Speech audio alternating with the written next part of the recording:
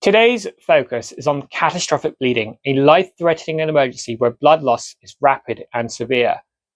Catastrophic bleeds often results from major trauma such as machinery accidents, knife wounds, or explosions.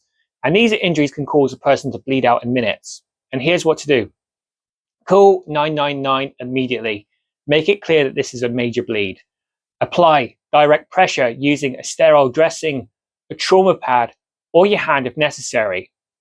If the bleeding is from a limb and the pressure isn't stopping it, apply a tourniquet about 5 to 7 centimeters above the wound, avoiding joints, tightening until bleeding stops.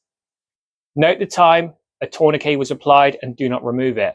If there is no tourniquet available, continue firm pressure and improvise with bandages or clothing, such as a belt, if needed. Acting fast can be the difference between life and death.